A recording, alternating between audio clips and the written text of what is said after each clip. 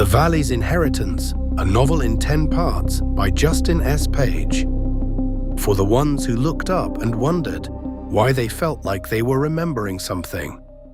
Prologue, Part 1. Kincaid, The Grand Canyon, 1909.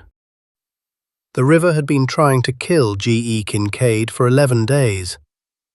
He had lost his second oar on the 5th day, somewhere in the white chaos below Sockdolager Rapids, and had spent the subsequent 6 days working a single oar like a rudder and praying to a god he only fully believed in when the Colorado River was reminding him what water could do to a man who confused adventure with immortality.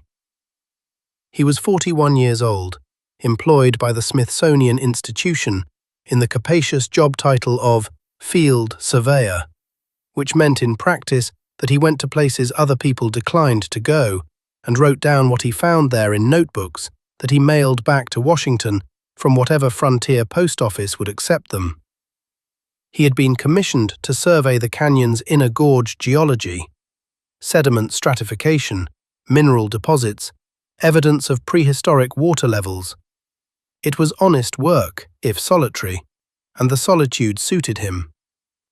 Kincaid was the sort of man that other men found somewhat difficult, not because he was unpleasant, but because he had the habit of watching people with the same unflinching attention he gave to rock formations, and most people found this unsettling.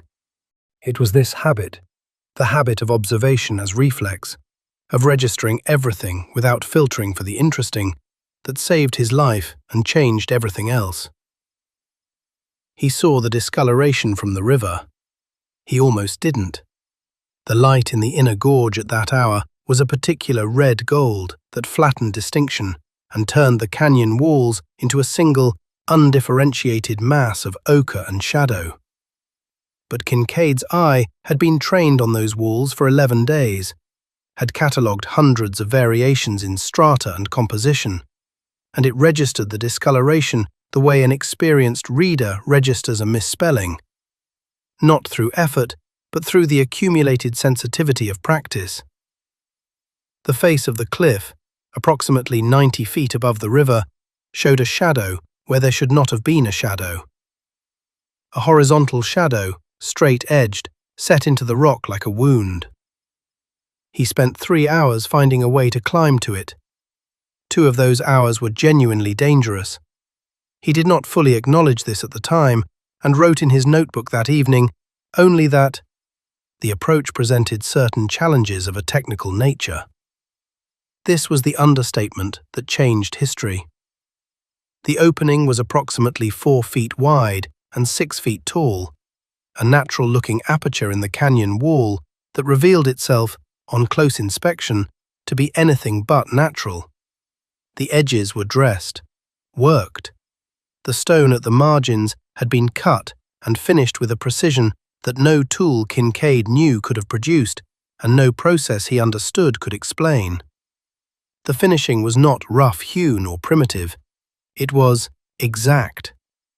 The corners held angles so true that he checked them 3 times with his surveying equipment, crouched in the hot shadow of the cliff face with the river roaring below him because he did not trust his own eyes. He lit his lantern and went in. The tunnel descended at a gradual angle, approximately 8 degrees, he later estimated. For a distance he paced at roughly a mile before it opened into the first chamber. The air inside was cool and dry and carried a faint metallic quality, like the smell of a coin held in a warm hand, and something else beneath it that Kincaid could not identify and would spend the rest of his life trying to describe. A quality of stillness that was not merely the absence of wind, but the presence of an overwhelming, ancient, accumulated quiet, as though the air itself had been holding its breath since before the canyon was a canyon. The first chamber was the size of a cathedral. He stood at the entrance with his lantern raised and turned slowly, and the lantern light reached perhaps 1/3 of the way to the walls before giving out. The chamber was that large. In the cone of light immediately around him, he could see the floor, smooth, artificially leveled, covered in a fine, pale dust that held his footprints with an exactness that suggested no foot had preceded his in a very long time. He could see the nearest wall, and on it, what he first took to be a complex, natural pattern in the rock. He moved closer. The lantern light steadied. The pattern was not natural. He was not an archaeologist. He had no formal training in ancient languages, no particular knowledge of hieroglyphics or pictographic writing systems. He was a surveyor, a practical man, a reader of terrain.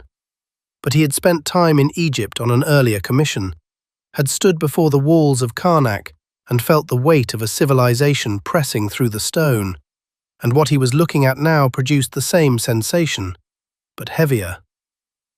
More insistent, as though whatever was encoded in these walls had been waiting specifically for someone to come and receive it.